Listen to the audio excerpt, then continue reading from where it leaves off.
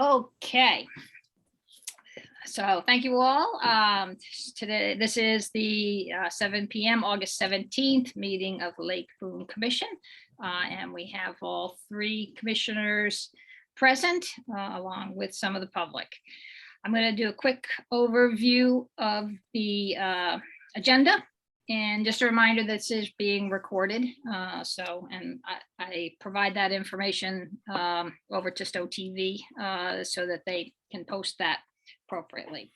So our agenda today is public comment. First, we have one set of meeting minutes to review and approve. We have some bills to review and approve. Wanted to just talk a little bit about LBA Carnival weekend and anything needed from the LBC at this point. Weed treatment and contract renewal. So that's going to be a discussion amongst the three commissioners around where we are with that and what our next steps are there. We do have an order of conditions that Hudson that we are trying to get extended. So we're going to talk a little bit about that. Also focus a bit on water quality and the Healthy Lake Boone initiative. So with some update and discussion in that space. And then we will address if there's any old business, new business, and set date for a next meeting. So let's start out with public comment. So do we have any public comment today? I was going to comment about a couple of things, but I think they fall into the agenda that you've got. The one thing I would mention is that we have an esteemed, or we did have an esteemed musician here who will be playing a benefit concert for the Lake Boone Association this Sunday afternoon at 3 o'clock during quiet hours. Kirk Westfall and a couple of his friends have the band Hard Knocks. So they'll be playing on Pine Point Road, about, I think it's 82 Pine Point Road at 3 o'clock. 3 p.m. this Sunday. And I trust that's not a violation of quiet hours. The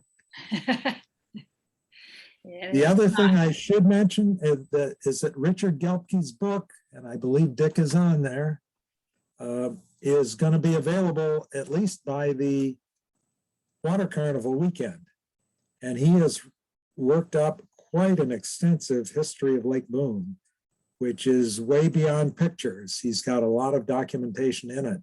And it's going to sell for $20, and all of the profits benefit the Lake Boone Association again. So Dick knows a labor of love when he sees it, and he's glad to see it done. And as I understand, there's also extensive appendices with incredible detail that goes beyond what he's written in the book. Right, that will be on the Lake Boone Association website shortly. There he is. There he is. It took me a while to get up here. Thank you, Dave, for bringing both of those. Is he going to sign copies? That'll cost you extra. As long as the profits go to LBA. Yep. Okay. Excellent. Any other public comment? Okay. All right, we are moving on to our meeting minutes. So these are the minutes for June 21st, our June 21st meeting. Dan Barstow provided them to us in advance. We've given some feedback. I know the copy we have at this point has been updated. And we just want to review if there's any other issues or questions on these before we make a motion to approve. And one thing I forgot to note was that when we do record the meeting, I like to see it on that recognized on the meeting minutes. That way, if anybody looks at the minutes, they are kind of triggered to understand that we have either recorded it or not recorded it, and that session was recorded. Right, and so I will add that to the standard boilerplate that we use at the top. I'll add it to this one. And how do they go to Stowe TV? I mean, how do they get a Yes. copy of it. Yes, so what happens is I record it through Zoom to the cloud. And then I provide to Stowe TV, and I provide it to you guys, to the commission, the link to that. And so they can, follow that link, put it on Stowe TV and have it available. All right, I will add that to these minutes and in all future ones. Excellent. Conrad, you look like you had a question or a Well, comment. I think you guys did a great job. I didn't get time to read the first one. So I did read the edited one. It looked good. I didn't see anything that jumped out at me. Yeah, and I just want to thank you, Chris, for, I keep notes, but you also keep pretty detailed notes. And I appreciate your reviews because you catch things that I might have missed. And in this case in particular, I didn't have all the 7 buoys, the specific locations as described. And of course, we did a boat tour afterwards, but thank you especially for adding those. Yep, it's a it's a group effort getting it. It's hard for one person to do that. I know, having been the person on point for doing minutes, I know it's really tough. So thank you for doing as well as you do, which is great. And then we can add in our little fine points, and that kind of covers us. Chris, I did. I haven't got my notes in front of me right now, but didn't we talk about Lee's replacement, or talking to Mike or something about patrol efforts on the lake? Oh, you got it here. I'm sorry, I did see it. Yeah. Yeah, never mind. I'm sorry. Okay. Good. All right. Can we have a motion related to? Yeah, I move that we approve the minutes as as amended amended with the recording. with the comment about recording. Excellent. I second that motion. Any further discussion? All right. All in favor? Aye. And that is unanimous. And so those minutes will be approved as amended, and Dan, you'll load them onto the website. Yes, I will. Excellent. And now I know how to do that. We're all learning, aren't we? Next time, maybe we'll get the closed captioning right. There you go. I think we have to do a trial run with one of you guys, so we'll work in it. Okay, that's it for our meeting minutes. So bills. So we do have a few bills here. So let me just, I'll start in. We have 2 for Rhode Island Analytical. Question for you, Dan, on these. Do these require payment at this point or reimbursement? Payment. Okay, all righty. So we have 2 bills for Rhode Island Analytical, a $52 one and a $39 one, for a total of $91. And this is for testing related to our drawdown, correct? Yeah, and actually our fill back up, but yeah, the drawdown. Yes, drawdown fill, yep. Yep. All right. So I do move that we approve that payment. Yeah, I second it. all right. So that's approving a payment of total of $91. Okay. And hang on one sec, just making my notation here. All right, any further discussion on that? All right, all in favor? Aye. And that is unanimous, all 3 commissioners. All right. Okay, and we have 2 Zoom meeting invoices, bills, and these are reimbursement. They're paid automatically from my credit card. So this is for July and August for a total of $29.98, so $14.99 each, for a total of $29.98. Motion to approve and pay those. Okay. Motion to approve and reimburse Chris for those 2 bills. Second. Okay. And any further discussion on that?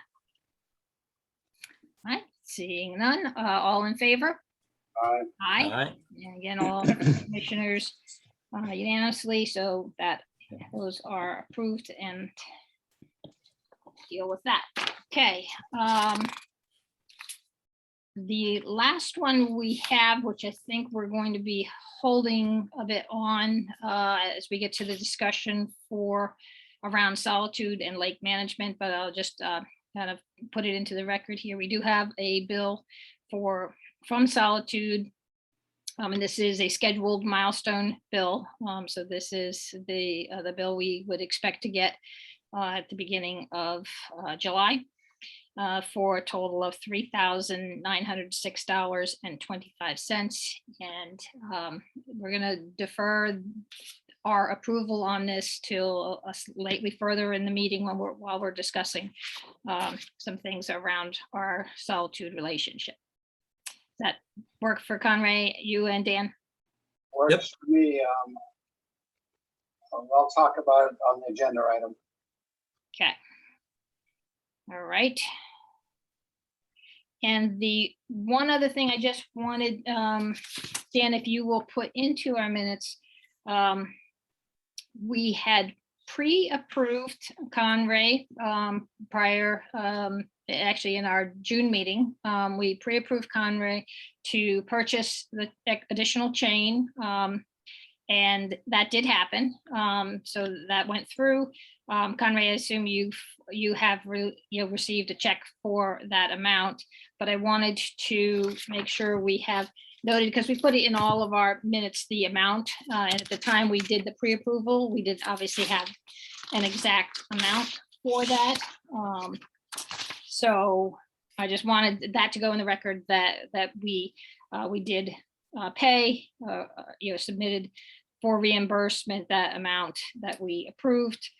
And that was for $177. So that went into last year's budget, just as a reminder. I'm sure it was, I gotta look it up. I'm sure it was done. It's now past tense. Let's see.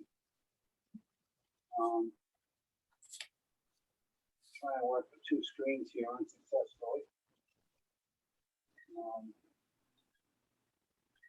Conway, I submitted that on the 27th of June, so Julie would have had that. Well, Julie didn't pay that one. That got paid out of town. Sorry, what? Julie did pay that. I'm saying take it back. Never Yes. mind. Okay, okay, Yes, Right. good. okay. So I just Oh, wanted. I'm sorry to clarify. Was that reimbursement to you, Conroy, or was it It was a reimbursement. reimbursement to Conroy? Okay. And that is what we had pre-approved. But we just didn't have an exact amount until Conway had actually placed the order, I think the night of, after our meeting. Okay. Okay. Excellent. So that's all of our bills, unless I'm not aware of anything else. Conrad, anything from your end? Nope. Been Okay. quiet.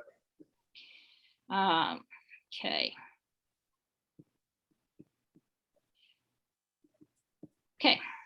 The next thing on our agenda is real quick here. Obviously upcoming Carnival weekend over Labor Day weekend. And I just wanted to check in with Dave, you around if there's anything that you need from us, and Conway, whether you are planning to have the LBC boat out at all during that, or what your thinking was there.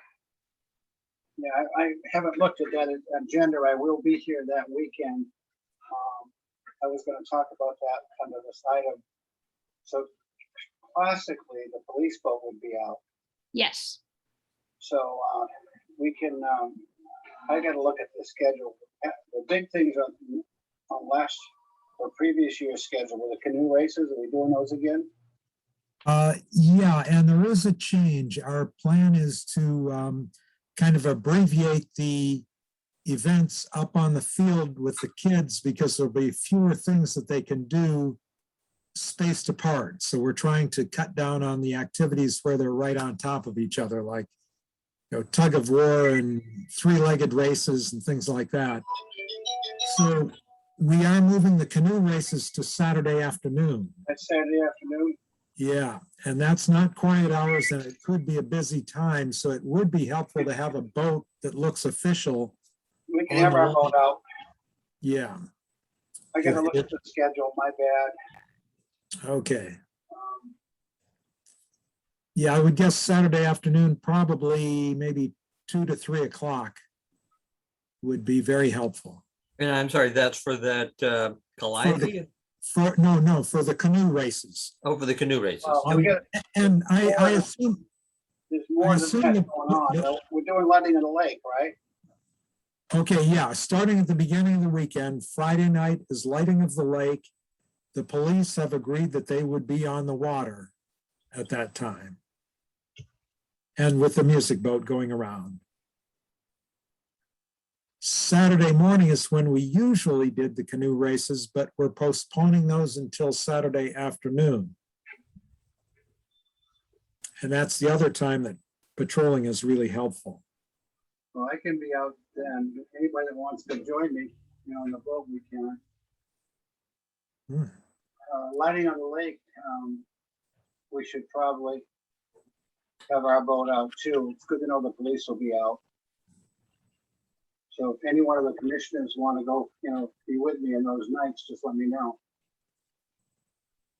Okay, Okay, thank you for doing that, Conway. I'll have company that weekend, so I think I wouldn't be able to go out on Friday with you, but You're not allowed to have company on official Lake Boone night.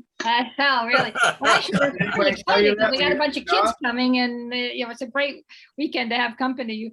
But and normally this is not the case. We have not had company in a very long time. So good.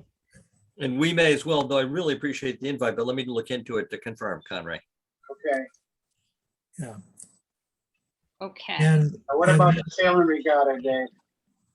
okay, well, wait, let me step one more thing is that Sunday afternoon for the boat parade, that's all during quiet hours, so we really shouldn't need much help there. You've been out on the lake lately. Well, a few people get yelled at, but they get the message pretty quickly. And I think the plan is to have the Titanic lead the boat parade. Oh, that'd be great. Yeah, yeah. And we'll have them install their foghorn for that. Yeah, for the sailing regatta, we're planning to do that Monday afternoon during quiet hours too, so it shouldn't be a problem then. So the plan is to be at Pine Point So Buoy. right now it says Saturday, September 5th on the thing you sent out. That's changed. The sailing regatta.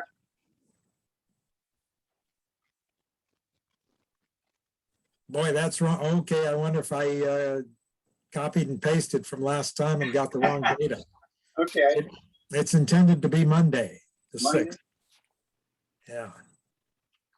You might want to probably update that for people. Yeah, I'll resend a reminder and get it corrected. Thank you for noting that. Yeah, good catch, Conway. Oh,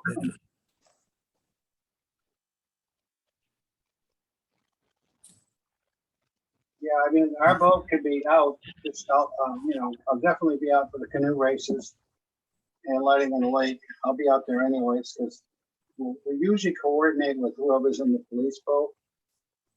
Mm-hmm. So, we can talk by VHF radio. Okay, good. Okay, I think that's pretty much it then.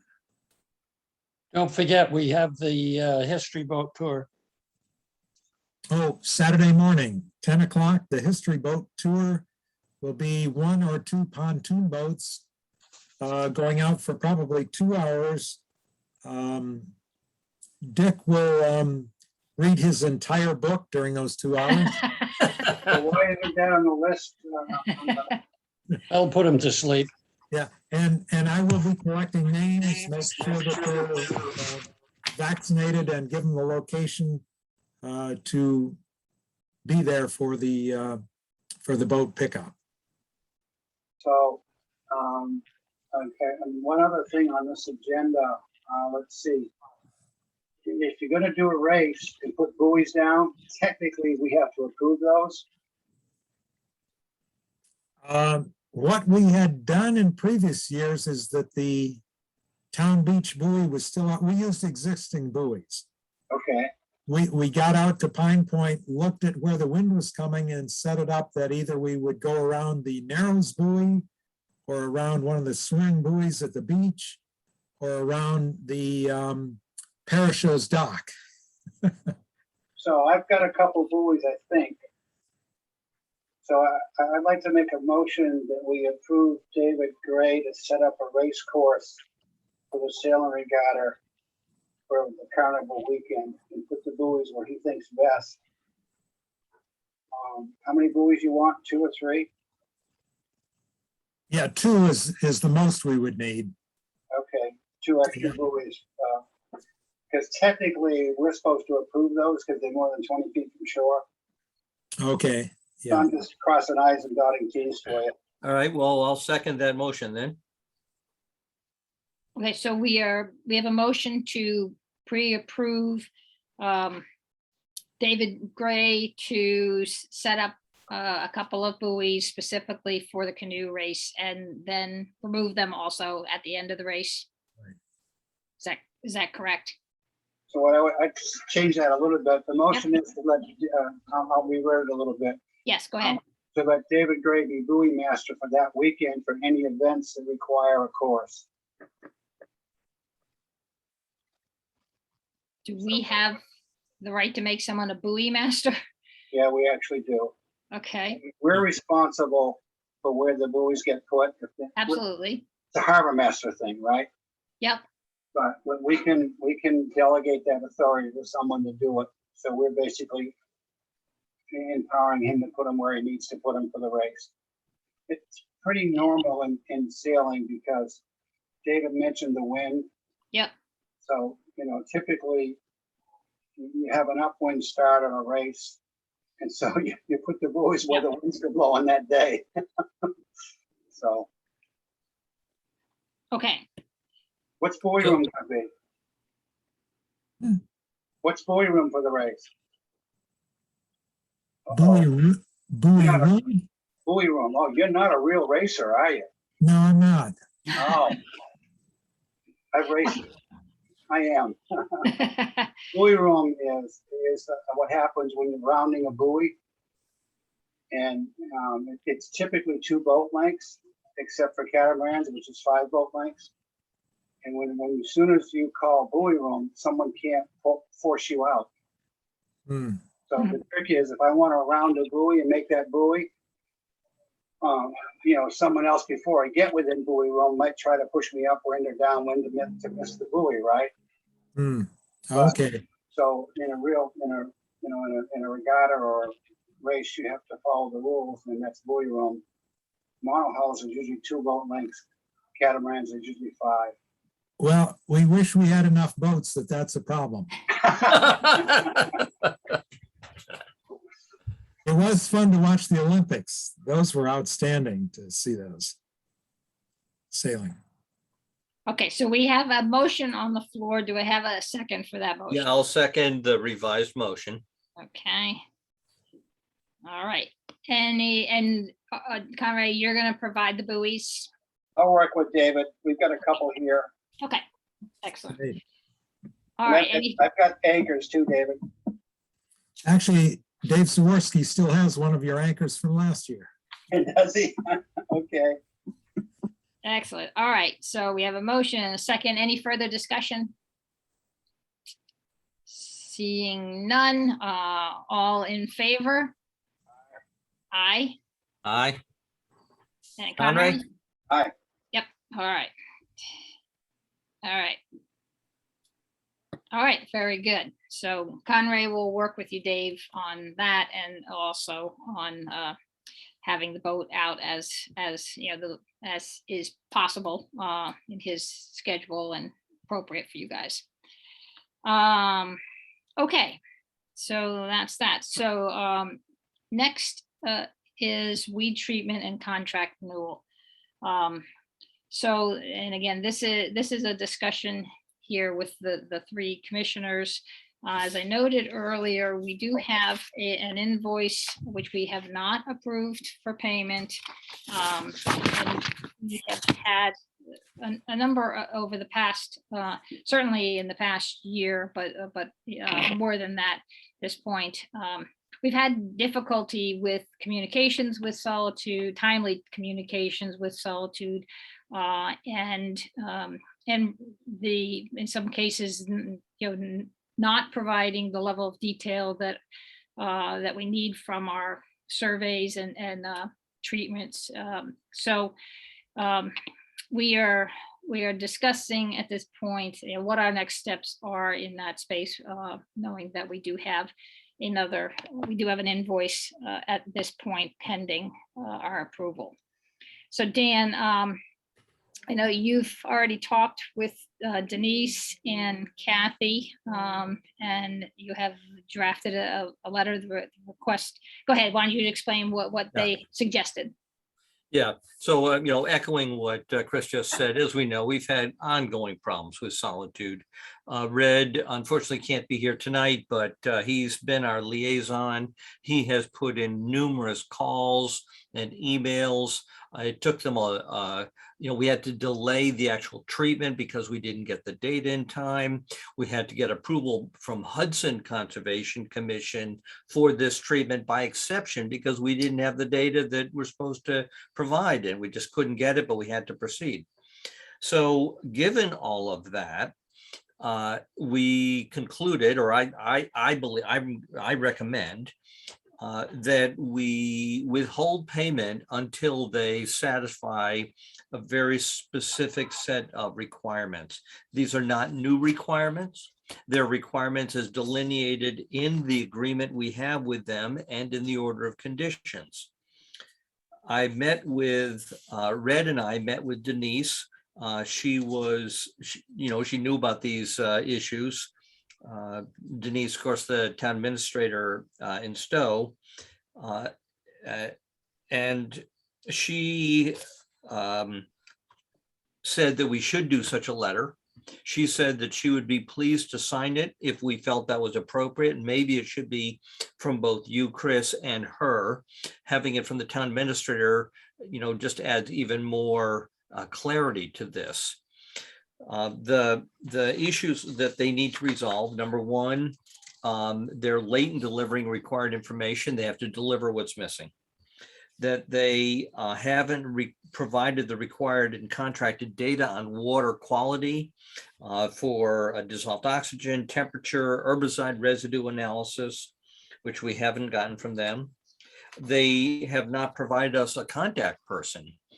Kara Slavosky, who did the work as responsibly as she could, but we could tell she was feeling pressure to just march through, each contract.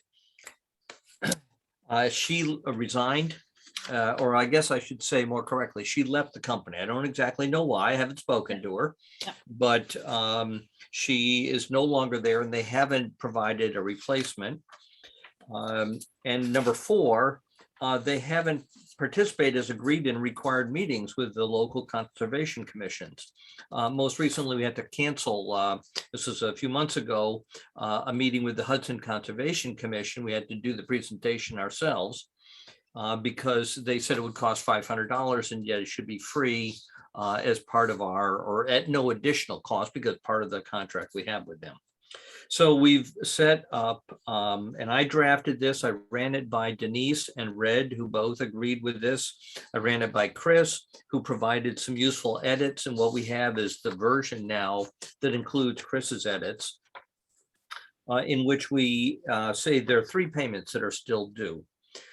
There's one is 20, I think like 25%, 15%, and 10% of the total contract. The first one is the July 1st payment. We're saying we're going to withhold that payment until they establish the primary contact person. that we have detailed discussions with that person about the matters listed above, and that they provide the data on water quality that we're missing. The second payment of $2,343.75, that they need to deliver their interim report with results and other required data. And the fourth payment, which is scheduled for November 1st of $1,562.50, is that they must deliver their annual report, which typically, I think it's actually technically it's due December 1st, but we're saying November 15th, so that we have a chance to review it and see if there's anything they need to edit. Yeah, one comment on that one, Dan.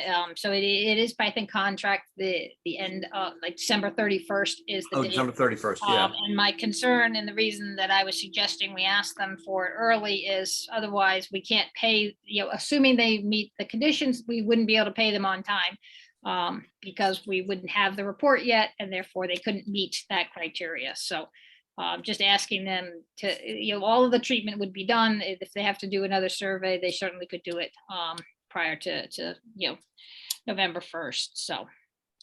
Yeah, so, and then we conclude by saying, we believe this is a reasonable plan for Solitude to fulfill this agreement, and trust that Solitude will respond to these issues as detailed above. If so, we look forward to working positively and collaboratively with our new liaison, and appreciate the work done to manage weeds in Lake Boone. Now, I want to add that, in fact, this is the third year of a 3-year agreement. I believe technically the contract ends like May 3rd or something, but if they've completed their work by the end of November or December, whenever it is, we actually need to do a new bidding for who will do this work. We originally thought, should we just cancel the agreement and fine, because through non-compliance, but we've concluded that, at least in my opinion and Denise's opinion, that we should keep the agreement, fulfill it on both sides, but clarifying this approach. Meanwhile, though, I did do some surveying to see who else is out there to replace Solitude. Because essentially Solitude's business model, from what I understand, is to buy all the small companies and then have economies of scale and just have, do this like this, like this, like this, and they just sort of march through. Well, there are some other companies. There was a gentleman in Connecticut, David Roach, who's done some work with, I forget the name of his company, but he's been around for like 30 years. He's maintained his independence. I had talked with him for about an hour. I was very impressed. He said, frankly, he's gotten a lot of calls about Solitude, and we are in his territory, and he would be pleased to meet with us further as a potential bidder. That he's done work in Concord. There may be others, but at least we know that there's at least one who would be interested in the work. So I'm expecting task number 1 is to resolve this with Solitude. Task number 2, actually, which we'll get to in a moment, is to Stowe gave us a 3-year order of conditions, but Hudson did it 1 year renewable each year, so we have to go back to Hudson. We'll get to that in a moment. But given that, to open up the bid for whoever will do this work. Okay, and obviously, I don't want to go any further into discussion about competitive bidding here, and what we might do in that space. But I do want to address the letter and the approach that we as a commission want to take, whether we're at a point where I should, go ahead. I think, Dan, to your question about, I do think there is value in having Denise co-sign this, or be from both, essentially the contract owner, signatory, was our town manager, who's no longer, in place, the original one, and us as the LBC. So if the content of this letter is acceptable to Conray, Dan, yourself, and I, then I think we approve the content, and make and they, kind of give authority to going forward and communicating this to David Manch, who is the name that we have at this point, I think would be the appropriate person to reach out to. Let's just also mention your convoluted way of getting David Manch. As you may recall, Red has, without Kara, who was our contact, he kept on trying all kinds of different people. And, sometimes he talked to an assistant, they'd say they'd call back, never did. And then Chris, you, like a week or so ago, sort of gave your own noble effort. And I don't know if you want to comment about Well, that. I just stumbled. I went out looking, tried every Solitude number I could find. Happened to do a lookup of the address in their Shrewsbury location, and found a phone number I hadn't called yet. So I called that. It happened to be a cell phone number for one of the employees. So that actually led to a very useful discussion and got us to David Manch, who is in a new role there as the New England operations manager. So then that will be the person that we'll be dealing with. I haven't had a follow-up conversation with him yet, because I think this is the next step, is that we just kind of convey where we are and then what we need from them. So one question that I have before we finalize on this, Dan, from your perspective, if, for example, for the July payment, if they did not do the water quality survey, post-treatment or pre-treatment and post-treatment for these particular things, where would that put us in your estimation? We're saying we won't pay unless they have done it. What would you be asking them to do it now if they have not already done it? Yeah, I wondered the same question. It occurred to me sort of two pathways. One is, as you're suggesting, an analysis now, which is later than it should have been. The other is just withholding a portion of and just not paying them a portion that somehow we calculate what is the cost of the work that they didn't do and just not paying for it. Maybe cross that bridge if we come to it. And that's what I felt. Let's just assume that because in fact, David did send you a thing, a piece of paper that summarized very briefly that they inspected the lake, in January, then July, and, it says inspected lake, pre-treatment inspection, and so on. So, they have, and then a post-treatment. So let's assume. Yep. Fair enough. They do. Yep. How does that affect our orders and conditions if we don't get this work done? Right. So we'll know that. What I'd like to do is hold off on that. I think your choice, Chris, but I think that's actually the next topic. It is. It is. Okay, another question. I don't know if it's the next topic or not, but Monahan's Cove, I know, is weeded in pretty good. So the question is,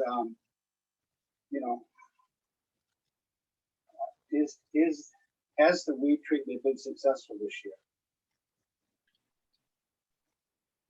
Right. So I can't answer in any quantitative way. They did target Monahan's Cove as one of the high weed treatment areas. And I presume that they treated there. Red, followed them around. I believe they did. Whether it has succeeded, we don't have their report to us in any kind of quantitative way to say. I mean, we all know Monahan's Cove, and heck, Dave, you've been up there a dozen times. So maybe Dave Gray, you might want to add something here. Yeah, I would just comment that when we went out to take measurements on Sunday, that at least as far as our sample points were, the weeds seemed to be down pretty well. And in fact, we could drop the Secchi disc in the Monahan's Cove, the third and the fourth basin, get to the bottom and still see the disc without weeds being in the way. So I think it's reasonable. We didn't go way to the ends of those basins, but it looked reasonably clear to me for that distance at least. I have one other question. If I can keep it in my head long enough to ask it. So Healthy Lake Boone Initiative is making some of the same measurements. Is that true? Some what measurements? Some of the same measurements we're asking Solitude to do are being done Yeah. at the Healthy Lake Initiative. Yeah, except for the residue of the herbicide. So the ones that we have from the Healthy Lake, we have that data. Is that correct?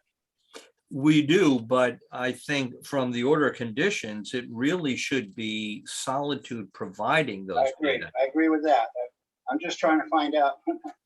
Maybe I'm getting out of order. Well, again.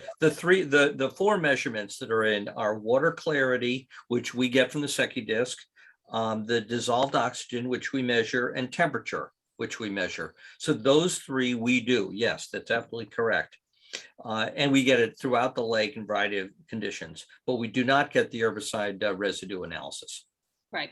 So I think it's a good question, Conray. I think I'd like to defer that to the second part, our order of conditions discussion, because I think that is something, if we run into an issue with Hudson saying they are not, willing to, to move forward either with an exception for us to get a renewal right now, or to start the process over without that information, we may offer that we have 3 out of the 4 based on Healthy Lake Boone.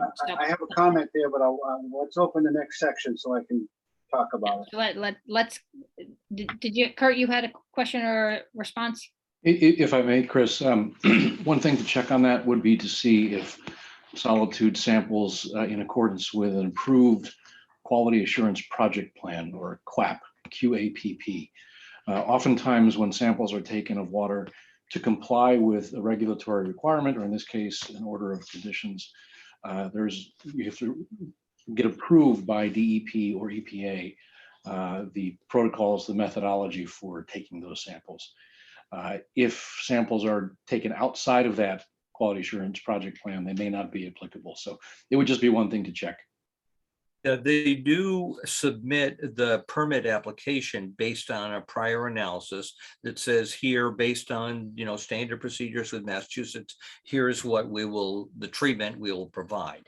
But I haven't heard them refer to a quack. That sounds like what a duck says. But it's just one thing to check, because if they do use a QAP, we wouldn't be able to substitute data in that's not taken in accordance with that QAP. Gotcha. Okay. So that might be more a question in a way of the Conservation Commission if they require that. Okay. Yeah. Okay. All right. So I just want to close out on what we're doing as it relates to kind of the communication back to Solitude at this point. So do we have a motion to move forward with essentially the content of the revised draft of the letter to Solitude, coming from both? One other, we need Denise to be on there too. Yeah, that's Yes, with that's the one edit is to add Denise Yeah. as a co-signer of this, but otherwise I move that we approve this as written now that we've reviewed it in detail. I second that. Okay. Okay, any further discussion? One question, Dan, are you okay? Do you want to continue on point to have that follow-up conversation with Denise, or do you want me to do that? That's up to you, Chris. I think you've already had you've built the relationship, so I'm perfectly fine. I don't want to step in and you did the Lions, All right, so share why of the don't work. I will confirm to her our vote and that we want to include her. And then I'll say at this point, you and she should coordinate the signatures and the finalizing. Okay, that sounds great. Okay, so with that understanding, any further discussion on this motion? All right, seeing none, all in favor of Aye. approving the motion? Aye. Aye, and that is all three commissioners and passed unanimously. Okay. And Dan, I know you're gonna be following up with Red tomorrow, Yes. and one of the things that You're I breaking up, should Chris. get the link sometime tonight. Okay, try again. I should get the link for the recording sometime later tonight. Yep. So assuming that I do, I will I'll forward it on not only to Stowe TV, but I'll also be sending it to you and Conray and Red, so that he can literally listen to Yeah. the conversation if he wants. Yeah, and I also will do these minutes, over the next couple of days rather than waiting till just before our next meeting. Because these are, I think, are important ones. This is, one of our more, I don't want to say controversial, but, pointed votes. Excellent. Okay. All right, so that closes out that one and now takes us into the related issue.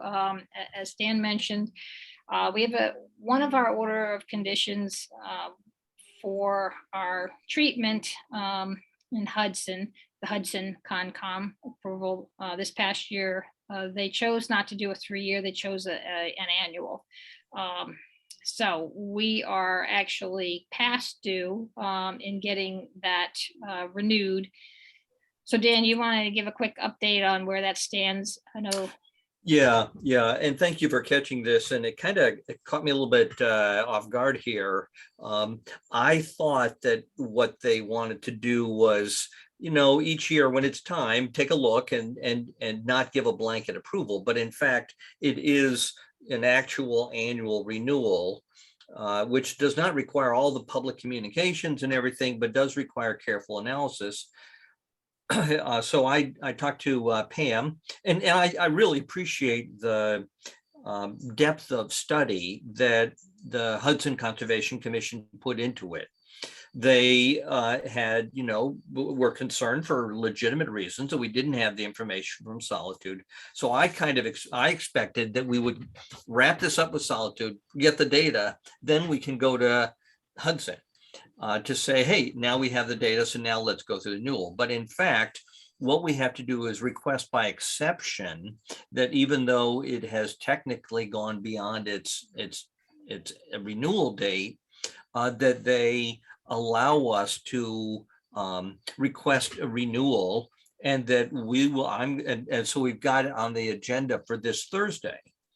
So I'm expecting that we will say to them, here is the issue that, mea culpa, sorry, but please understand and give us an extension for this, because we do need to get the information from Solitude, and it's gotten so serious. We've already approved this action item. And I think they'll be responsive to that, especially since they know how thoroughly we're analyzing the data from the lake in every other way. But they do have the option of saying, nope, you need to go and do a complete public review and all of that stuff. I don't think they want that. We don't want that, but it is an exception. Right, could happen. Okay, so the meeting is this Thursday. Yep. I know they sent out the agenda. Are you able to attend that meeting? Oh, yes. So I have a class that evening. I might be home by the time that agenda item Yeah, comes up. they think our agenda is no earlier than 7:45, Pam thought. Yeah. I'm happy to cover it, but if you can join, great, but I'm happy to cover for it. Yes, well, I would expect that you would take the lead because you are the most knowledgeable and you're the one that worked through this. If I am home in time, I will get on. And I don't know, Conray, if you. The date on that again? This It's this Thursday, Conray. That Thursday's a bad night for me. Yeah, again, I can cover for this. Excellent. So while we're on this subject, we used to do our own residue testing for herbicides. We would take the samples, take them to a lab. It used to be, I forget where. Kirk, you might be able to help me on this. There's a name for that sampling, which I can't remember. Because when we were doing the big treatments, we had to maintain, I think it was 20 parts per billion in the lake. So we were measuring the lake every week at least. And I don't know who did those samples or how now. But the question I have for Hudson Concom, if we have the data from other places, can we do the sampling ourselves, provide that data, and subtract the cost from what we owe Solitude? Yeah, it's an interesting comment, Conray, and in fact, it relates to, I guess, what is the next topic, which is the status of the Healthy Lake Boone measurements. The fact is, we have done thorough measurements, and in the three Out of the four. the 3 out of 4, the one I'm concerned about taking on is the herbicide residue analysis. I think that's really beyond our expertise. And in fact, we want the whoever does the treatment to feel the onus of responsibly getting approval, assessing the impact, and so on. I agree with all that, but we need Hudson to approve the extension. And if they need the residue, I don't see why we can't figure out how to get a residue, a measurement of what's in the lake. And Kirk, you're the expert in this now. I'm not anymore. Well, the problem is that, in fact, this has really gone well beyond. I mean, the idea of the residue is in the days following. Right. Really, that's what they're supposed to do. They're supposed to say, because this diquat or you know what, in whatever they're treating in that year, is supposed to dissipate quickly. And really what they're supposed to do, from what I understand, is come back the day or the next day or a couple of days and say, yep, it's all cleared out. It's longer than that. It's like 60 days. Do you know, I see you nodding your head, Kirk, do you know anything about this? Not a whole lot, and I'm not familiar with outfits that do this kind of testing, but my understanding, Dan, is what you just said, that the residue testing is to sort of prove its non-existence. And yeah, you could do it now and hopefully get a negative test, and that would suffice. But I think if it showed up positive. My only point here is we need Hudson to approve. And if we can give him something that's better than nothing, even though it's not what it should have been. Yeah, I think so I get your point, Conrad. What you're really saying is, since we have much of the data, in fact, in more detail than they would have provided, we can provide it to Hudson to the extent that we have it. And, you know, whether we want to do that in the future, sort of, we still have not yet worked out what level of measurements we're going to do in the future after the grant is over. But certainly for this year, if it helps us get through, your point is very well taken. What I would expect is that Thursday we'll have the discussion about this, but we won't actually have the formal hearing for the extension until, say, the next meeting. So if they said, sure, yeah, provide us the Healthy Lake Boone data, it gives us, you know, a couple of weeks or whatever it is to gather that. Yeah, I agree. This is the fluoridone test they're looking for, right? For just the sonar, or are they looking for diquat too? They're looking for dissipation of whatever treatment we gave this year, which I believe was the diquat. The sonar, they said they would only use sonar pellets if there were specific locations. We don't believe they did. They don't actually know. In fact, That's why we're waiting. we did get this information. They used 44 gallons of Tribune. And then they have the area was treated. So it was the Tribune is another brand name for that. Brand name of what, diquat or A sonar? diquat, if I'm not mistaken. How do you spell that? T-R-I-B? Tribune is what they use for the spelling. That was mother, right? I'm sorry? That was like an M as in mother. Tribune, Tribune, And you. like and in- as in Nancy. Yeah, okay. Okay, well, I know in the past we had to do it, and the question is, can we do it? If we had to, we could probably figure out how to do it again. Okay, Okay. I was the one that did it in the past. I would take the samples to a lab in Worcester. And oh, okay, that lab's no longer there, but I would take they gave me sample containers. I would pick them up in the morning, take them up to the lab, and we'd get the results in 2 or 3 days, and we knew what our concentration in the lake was. yeah. As I understand, in those days, there was really a closer working relationship with, now I don't recall the name of the gentleman who was doing this at the time, but it was a, local operation, it was a dialogue, and, frankly, kind of the relationship that we now have with Brown and Caldwell of it's a collaborative discussion, not, and so then for you to do it, you're helping out as part of a team, but that's not what we have right now. Okay. And there are local labs who can do this kind of work, and you might reach out to Alpha and Rhode Island Analytical to see if they can do this residual testing. So Tribune is Dicor.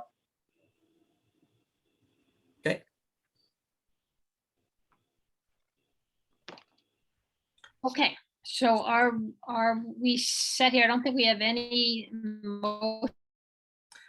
No, I don't think so, because We're good in that sense.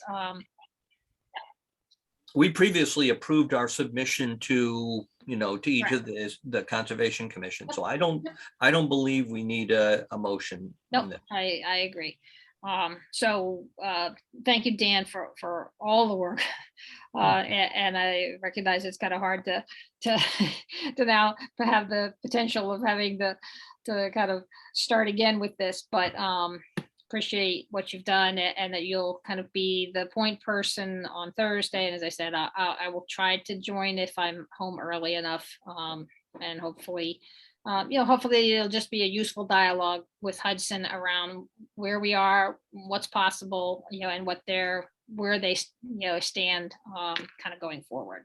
Yeah, and I've already communicated to Pam, and I'm trying to remember one of the let's see, I think it's Emily Wilder, who's a member of the the Hudson Conservation Commission, is on the board of the steering committee of the Healthy Lake Boone Initiative, and I've conveyed that our attitude towards this is thank you, Hudson, for your due diligence. We appreciate your insights. It's not a battle; it's a collaboration here. Right.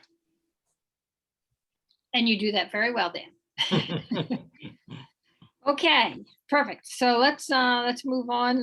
Not too far here. Water Quality Healthy Lake Boone Initiative. Just kind of opening this up to an update, Dan, and or Kurt or Dave on where things are at this point. Yeah, we did a measurement last weekend, but I say that on Sunday. In fact, we've been doing measurements on many different things over this month. And I would really like to hand this over to Dave and Kirk for whatever summary they can provide. But I just want to take this moment to thank both of them for incredible number of hours that hopefully you're gaining some enjoyment of being out on the lake, and so on. And I think there's sort of some intellectual challenges that are part of this. But the fact is, it's a lot of work. And so we want to thank you both and everybody else, of course, but you're both here. So thank you for doing that. And then hand it over to you two, if that's okay with you, Chris, Yes. for Dave and Kirk to summarize where we are. Kirk, why don't you go ahead? I would just comment that it's been great to have musical accompaniment while we're doing sampling. That's Yes. I'll give a short update. Dave, you can probably fill in a lot of the blanks here on some of the things. But we did was it our fourth or fifth monthly round? April, May, June, July, so our fifth monthly round of samples on Sunday. It was a period that followed about 7 days of dryish weather. And that's good because we haven't had much of that this summer. And so this will provide a little bit of a counterpoint to what we've been seeing to date. We've learned some interesting things, that some of the chlorophyll A levels in the lake back in July, I think it was the end of July when we sampled then, were high enough that they would register on the state's guidance levels for raising a little bit of red flag about the organic productivity of the lake. There's a threshold of 16 parts per billion for chlorophyll, and the first basin in July was at 15.8. This is not a water quality standard. It's a guidance level. It is a trigger that tells water managers and municipalities, hey, there's a chance that your water body might be overly productive in terms of organic content. So we saw that in July. We don't know what the results are yet from August. We just took those samples. We'll know in a couple of weeks. But that's a real important indicator for us, because every water body has a different correlation between chlorophyll, phosphorus, and actual algae. We have seen some algae in the lake over the past few weeks. There was the beach closure that occurred based on the visual evidence, and there was a test that was followed that up. But my suspicion is that we're going to be seeing some higher chlorophyll levels this month than we did last month. And they'll be high enough that they would warrant some concern. That said, again, the flushing rate of the lake often solves that problem on its own. So it's not anything that necessarily is going to require management, but it is something that raises a little bit of a flag and suggests there may be some more productivity in this lake than would meet the eye visually, because we weren't seeing greenness back in July as much as we are now. But yet the chlorophyll levels were pretty high. So that was an interesting finding. We'll know a lot more about that after August and September sampling data are back. Dave, I'll let you maybe talk a little bit about some of the chloride issues and other things. The other thing that I just wanted to note is that, we thought we had a really good handle on the lake's hydrology last year. And that's important because where the water comes from determines what pollutants are brought in and by what mechanism and where they originate. And it turns out that we didn't have a good handle on it last year. It really required the observation this year of surface water flow, specifically from the Monaghan's Cove subbasin. There's only about a fifth of the land area of the watershed. But at least this year, we've gotten a lot of rain this year, but at least this year, almost as much water has come in from that subbasin on the surface as comes into the rest of the lake through the ground. Now that's going to be a different ratio each year, but this year with a lot of rain, that's a really striking finding. And it's two very different dynamics in two different parts of the basin. We have groundwater dominating 80% of the land area and bringing with it the types of pollutants that you normally associate with septic systems and that sort of thing. And then that same quantity of water coming in from a smaller land area, about 20% of the watershed that drains into Monaghan's Cove, which, because it's surface water now, is going to bring in surface water contaminants more so than groundwater contaminants. So two very different potential sets of issues in the watershed that might require different management measures. And it's thanks to the volunteers who are going out and taking these measurements that we were able to make that distinction and understand that we're dealing with two different watersheds here and not just one. And the management of the watershed as a whole may require two different strategies depending on where we are. So that I think is a very significant interim finding. It's not conclusive yet, but we've really learned a lot about where the water is coming from and what it might be bringing in with it, and have a completely different understanding now than we did this time last year of the hydrology of the lake and where the pollutants are coming from.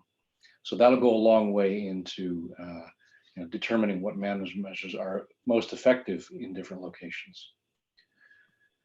So Dave, I'll let you maybe summarize a little bit of what you've been studying with the chlorides and conductivity and what we're finding there, and anything else you'd like to add to what I've summarized. Yeah. To add to this, Monaghan's Cove, that is the tributary for the lake, really. And going under Main Street, there's a 2 foot by 2 foot square culvert that goes under there. stone. And right after the tropical storm Elsa that hit July 9th this year, the level backed up behind that culvert was at least a foot above the opening. So there was a huge flow pouring through there. The downstream side was approaching Niagara Falls, if you can imagine that, going into Monaghan's Cove.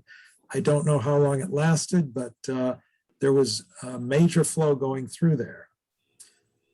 The other thing is that we have made measurements on the flow, on the composition of the water, or at least the conductivity of the water, to see how many dissolved minerals are in there. And we recognized it's actually quite high. And so we looked upstream, and somebody in the steering committee said, you know, there's a company upstream of Monaghan's Cove beyond the golf course that is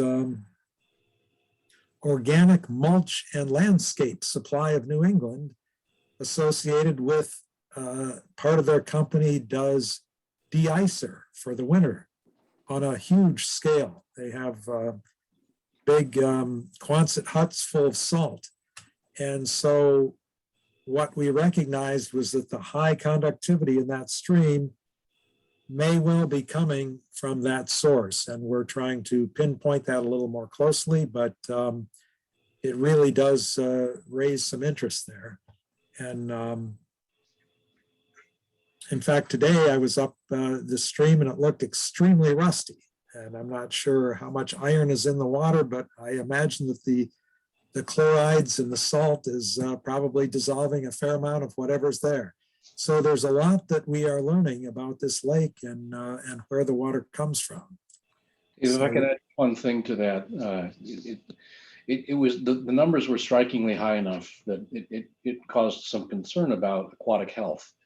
It really doesn't pose a human health hazard, but it raised some concerns. So we convened a panel as part of the project team of some of the limnologists at Brown and Caldwell, and asked them about these concentrations. And they said that the levels that we're seeing in the lake are probably not enough to cause a severe or even acute aquatic health risk, but that the levels that we're seeing in the stream, if they are what they are, probably are causing some risks in the stream.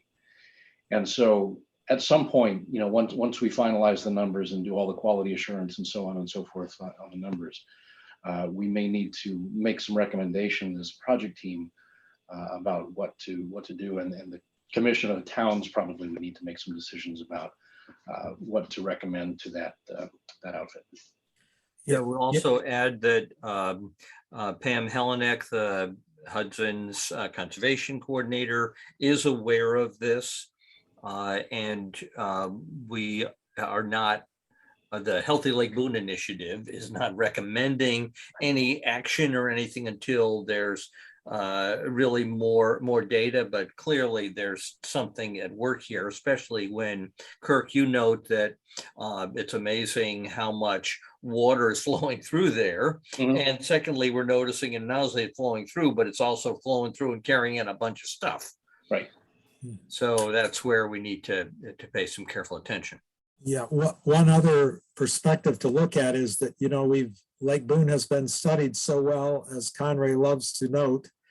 We have data going back to 1979, I think, when my second son was born.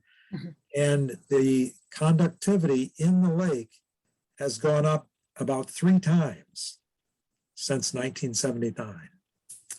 And so it is carrying things into the lake that I think were not there before. And Dave, wasn't it fairly steady even between 1979 and roughly 2000? Fairly low. Yeah, it was. Yeah, that's right. It's unfortunately we don't have data within the 20-year period between then and now, because we could actually pinpoint it to when that company opened up if we did. But it's looking pretty pretty significant. David, do you have the Camp Dresser McGee one that was done in the 50s? Oh, we do, yeah. Yeah, it wasn't the 50s. It was more recent than that. It was in 1986, I think. Something Yeah, like that. yeah. Yeah, that's part of the data. The good news here is this should be an easy problem to solve, right? It's Yeah. for storage practices, some land management practices. Right now, it appears as though, I mean, we're speculating. It appears as though the salt may just be washing into the stream. That's an easy problem to fix. Yeah. And so it just is going to require some careful messaging and coordination, and it could easily get blown out of proportion, but I don't think it needs to. Yeah. So I'd like to make sure we also cover for a moment the algae and the algal bloom and the closing of the lake briefly. I don't want to cut your comments short before we get to that topic. And I know you also did a complete survey of the lake for the algae.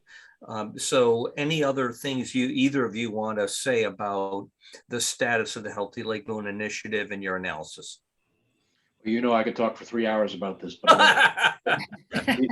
the only thing I want to add is that the one piece that kind of is drifting off in the ether, as much information as we're getting right now, the one really substantial piece that we're waiting for is the sediment test results.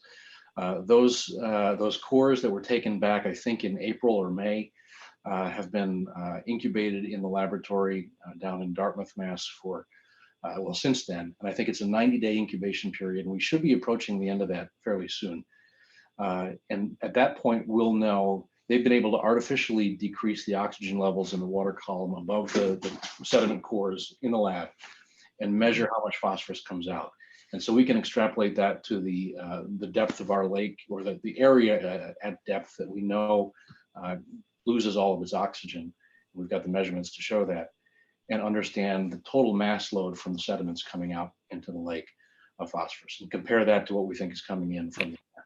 That'll be a huge piece of the puzzle to help us with the dynamics, what's coming in from the groundwater, what's coming in from the surface water, and what's coming in from the sediment.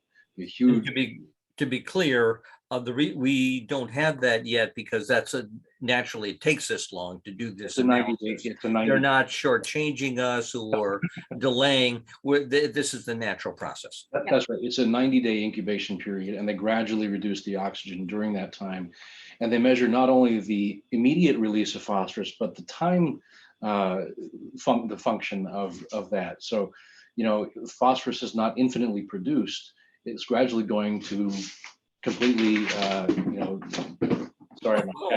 the cat's excited. It'll over time be depleted. And so we want to measure not only the initial rate of phosphorus release, but the decay of that release over time. And that'll be really, and that's why it takes 90 days to do that. Okay, so let's skip over then to this, the algal bloom. I'll give a little bit of the background. Dave, you can weigh in as well. One of the guards happens to be Sonia, who's one of our volunteers, Sonia Nicholson, said that she saw when some swimmers came out, they seemed to have an excessive amount of green on them, a little bit disturbing. There's algae in the area around the town beach. So she reported that. I guess went to her dad, and somehow Dave, you got involved, and Dave used our unofficial kit that found perhaps some toxicity, which is a reason to, and again, this is a kit that is designed just a yes or no flag. Is there any kind of toxicity, but not formal. It's not through a formal lab. It's just something that can help provide some data. So that this should have led and did lead to the Neshoba Board of Health coming in, doing a visual identification on Monday, and then also sending a sample to the lab. We don't have the results of that yet. But the concern led the Laura Greeno, the recreation person, to shut down the lake. Notified, then there was a flurry of notifications, but then when Neshoba came back, they said, no, it looks clear, and let's get the test and so on. However, and then she reopened it, but this led to some concerns about the process. So I then contacted the various folks who, a year ago, we said when the lake was shut down, there were some problems of communication and who was testing and where were we. And so we concluded we need to have a better coordination plan, which we developed and approved for communicating among the key people who should make decisions, the level of testing. I then also raised this with Denise because Denise felt that Laura should not have made this decision on her own, that it really should be something that Denise, as the Stowe town administrator responsible overall for the town and the beach, should coordinate the pieces. So that's sort of above my pay grade, if you will.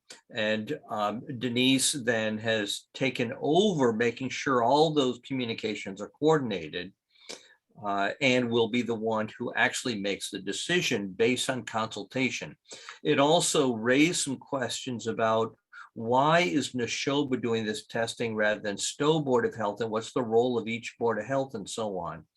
I think it's not really the topic of this meeting to resolve those, but I just wanted to give you an update so you know that we did very quickly follow up on this and try to convene, a process, reinstate the process that was worked out last year.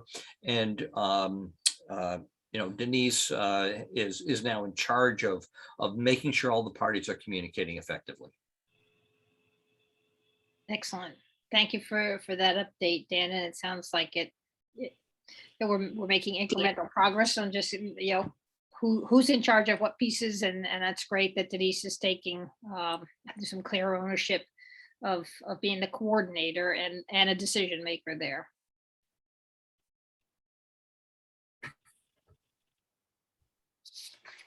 And then Dave, well, I was just going to say, Dave and Kirk, you also subsequently did an entire complete tour of the lake. We also then got Jonathan from Stowe TV to do a drone flyover. So we had a full lake map, although it wasn't clear from that map what was algae and what was water lilies. So then Dave and Kirk did a complete lake survey. Maybe you can comment on what the status from what you saw of algae in the lake as of your recent tour. Well, two things went on there. Sunday, when we took measurements in every basin all through there, we observed that all the green that was on the surface was water lilies. It was not algae, except for tiny patches of filamentous algae, which is pretty innocuous. And I think some of that floated to the surface because it had some entrained bubbles, but they were very small patches and you'd have to really look hard to find them. But we didn't see anything that looked like the blue-green algae, but it could be in small particles that aren't obvious. So that was done on Sunday. Then on Monday, Kirk and I went out and we decided to we were doing two things. One was checking conductivity and chlorides in the lake to get a correlation there. But we also tested for the cyanotoxins using this test kit, the same thing that showed positive results at the town beach. We checked two places in the first, was it two places in the first basin and one in the second basin in Monahan's Cove. And they all came up negative. And again, we didn't see any patches of algae, but there could have been something floating, more dilute. But all those results were negative. One reason that's really important, and I recommend that we continue to do that, it is included as a provision in the sampling plan that we developed earlier, is that, as I mentioned earlier, every water body has a different correlation ratio between dangerous phosphorus levels, dangerous chlorophyll readings, and actual presence of cyanotoxins. And since we have phosphorus and we have chlorophyll levels, it's just as useful to us to get a negative test on the cyanotoxin as it is to get a positive test, because we know now that, okay, that level of chlorophyll that the state uses as its trigger may not be sufficient or appropriate for Lake Boone. It may be higher or lower level for Lake Boone. It's important to get that site-specific relationship down. So we'd like to continue doing these tests on a regular basis so that we can correlate both negative and positive results with what we're seeing in terms of phosphorus and chlorophyll, and know what that relationship looks like in Lake Boone. Well, thank you. That was a very thorough presentation, and also all the work that you're doing behind it that enables you to give such depth. We really appreciate that. Unless you have further comments, I think I want to turn this back to Chris to see if you have any questions, or Conray. Nope, I think we've asked them kind of throughout the update, so thank you very much. A lot of really great work, and thank God there's some scientific mind that understand all of this. So We are having fun too, as Dan said. excellent. From a non-scientific point of view, the water is clearer right now for this time of year than it has been in a long time. Yeah. Mhm. You're right. The Secchi depths have been down to 11.5 feet in the first basin. Hmm. You Yeah. can see that disc all the way down there. Well, you all realize the only reason it is that clear is because of extensive testing. There you go. We'll just keep it up. All right, so I'm going to close out that topic. And again, thank you for all of you for your work, and for that very good, great update. So we are on to old business. Do we have anything, Conray or Dan, I've got that a little bit. I don't know exactly where this fits, but some of you may be aware that we've had more and more musical events on the lake lately, and they're attracting lots of attention. So I was out there Sunday in somebody else's pontoon boat, not mine, and there were multiple boats that were not registered. There were small motors. Some of them were electric motors. Some of them were electric motors on blow-ups. But, they're all required registration, and they weren't. As soon as quiet time was over, the jet skis showed up, and I believe these actually were from the lake. And they're doing 40, 50 miles an hour, 20, 30 feet off the shore. I actually called in the Stowe Police twice this past week. We got one of them. He didn't write a ticket. I sent out a note to you guys on that one. Yeah. And Sunday I did not call it in. I'm starting to feel like a little bit of a pain every time I call them. But there's no police presence, and this is where we really miss the league. Because maybe I need to drive our boat around a little more, because even just the presence of the patrol boat discourages bad behavior. But we're I don't know what's going on. We did talk about maybe following up with Chief Mike, but my unnamed sources say that they're supposed to be finding a new safety officer for us, but I know nothing about what's going on. And we do miss the regular patrols. Conray, I will take the action to follow up with Mike in general about where things stand on the safety patrol, and I assume that we'll add that to new business for the next meeting also. Safety officer is different than safety patrol. I'm sorry, say safety That's officer. okay. There's two separate issues, and both of them need to be addressed. Yep. Of course, we're winding down too. Come September, we're not going to have a lot of the stuff's going to go away. Yep. And we had a really hot series of weather, so everybody was out. So the activity was dangerous, but there wasn't super. I hate to say this, but they weren't being really stupid. They were just running around in straight lines and stuff. But trouble with the jet skis, people get on them and they forget their brains at the dock. Yeah. incidentally, I think, well, Conray and Dan, you're aware, so I started to have some conversations with the commission on Fort Meadow, just to get to see both from a solitude perspective, lake management element, and also kind of how they deal with things like, issues on the lake with boats and jet skis, and they're having the same issues. They have no police patrol at all. So it is entirely, and they don't have a commission boat. So it isn't, they have three commissioners like us, as we do, split between Marlborough and Hudson. And those commissioners, patrol with their own boats, and obviously have very significant limitations on what they can do,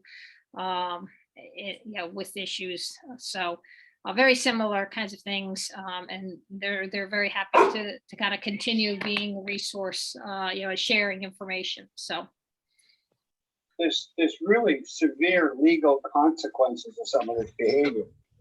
I mean, if the environmental police were out here and they chose to write it, you'd lose your license to drive the car right in the spot. Yep.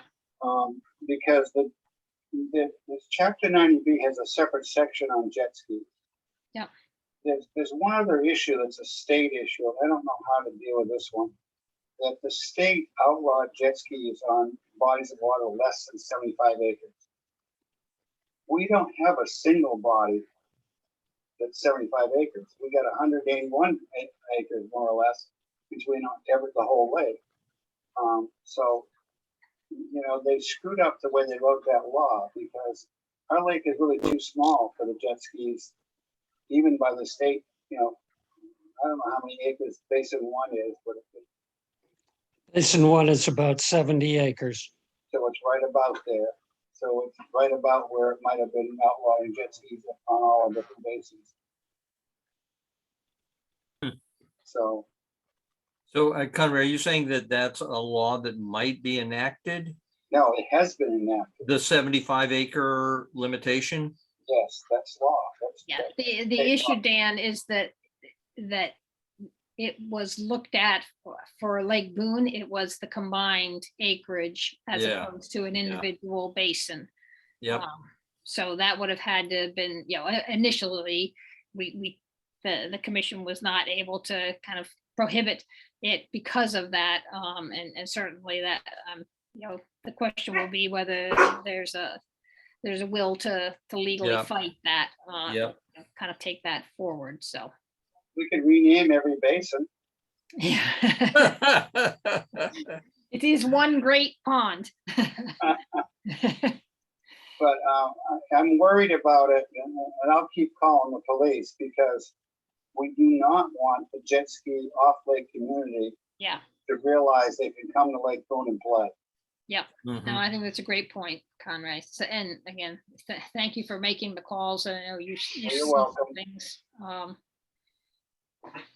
would endeavor to take more rides in the boat. And you could rename the narrows as canals instead. As There what? you go. Canals, so they're separate Canal. lakes joined by canals. That's true. As-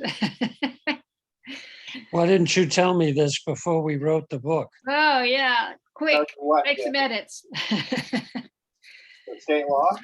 All right, so are we all set with old business?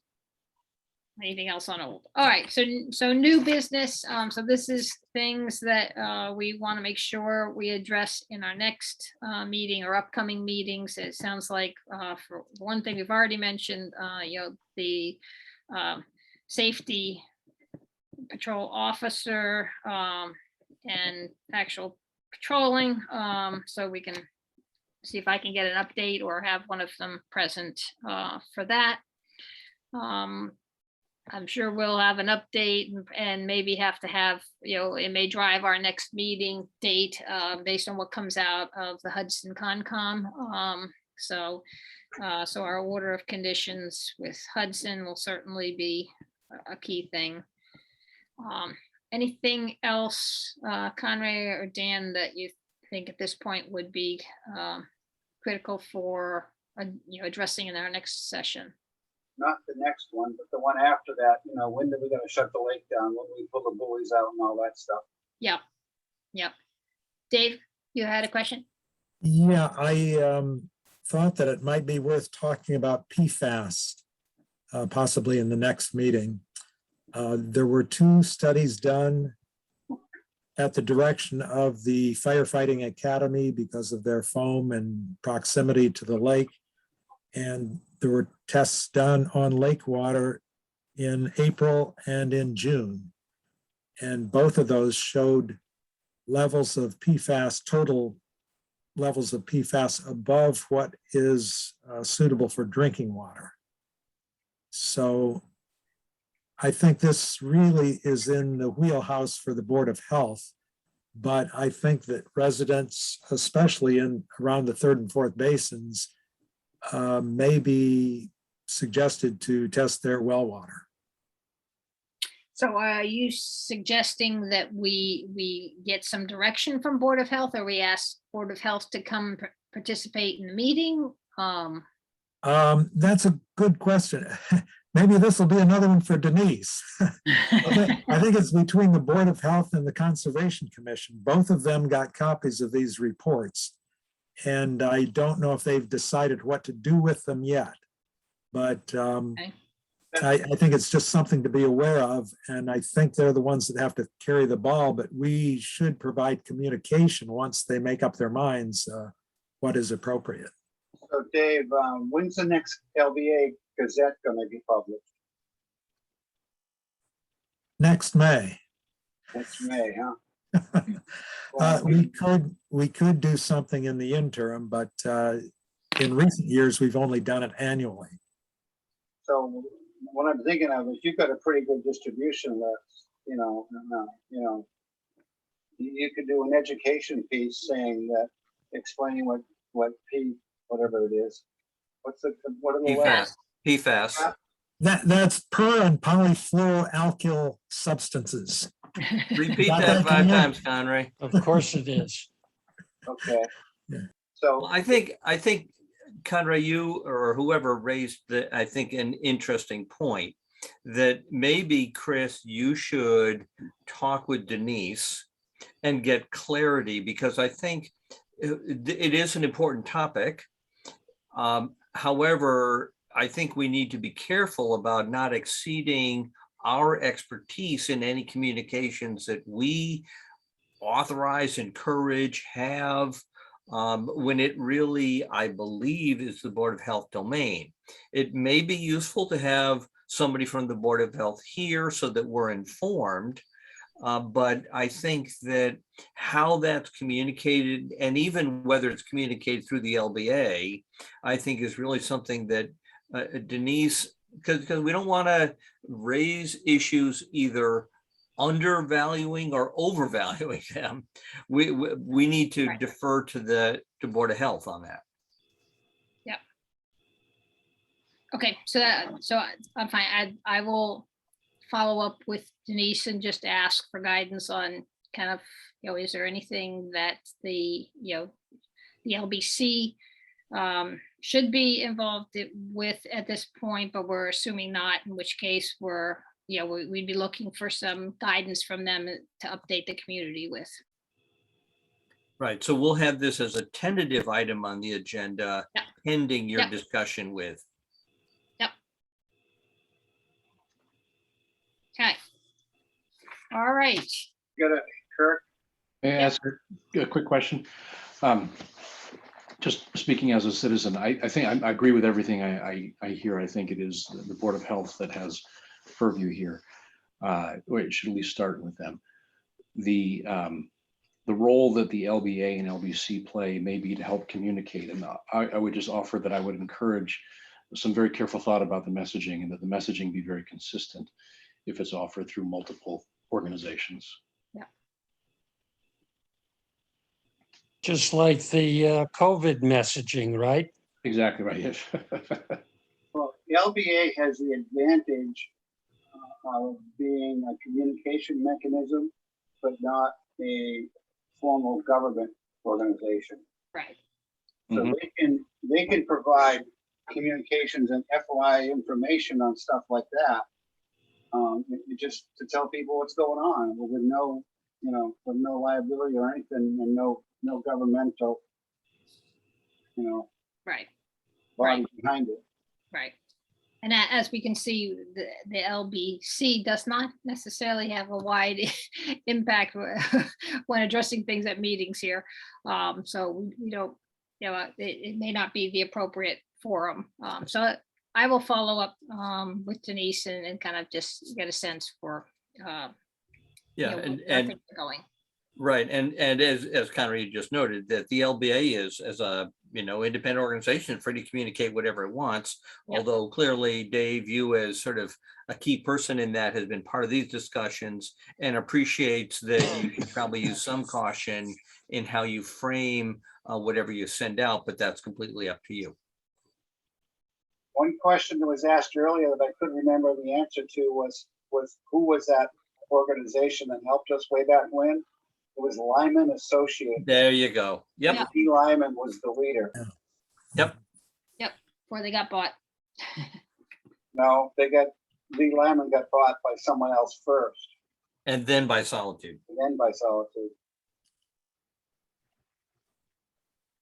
Lee All was a right, good so I guy. think that covers our new business, and obviously, as we put together the agenda, officially, we can add whatever we need to. So that takes us to the date of next meeting. So we are, I'm thinking that we will probably want to meet either the second week in September in order to, somewhere around there, in order to get moving on the order of conditions, whatever comes out of that, and other things that we may have to address. So Yep. Tuesdays are good for me.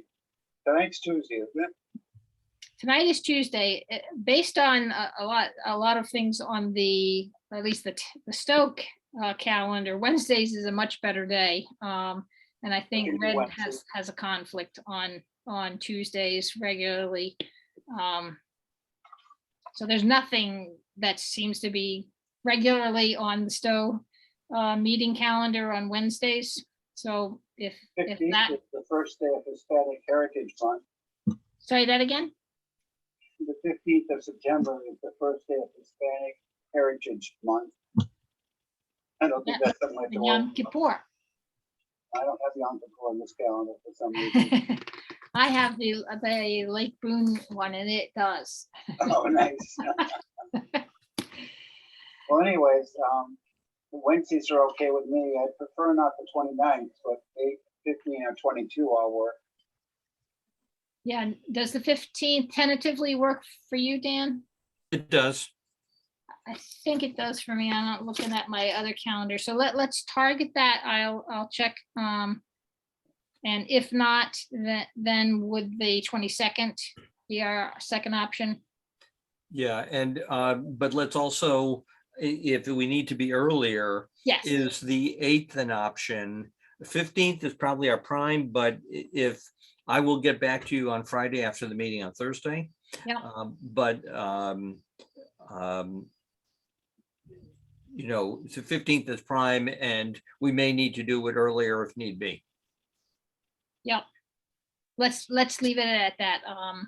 And we'll look for an update from you on Thursday after Hudson Concom.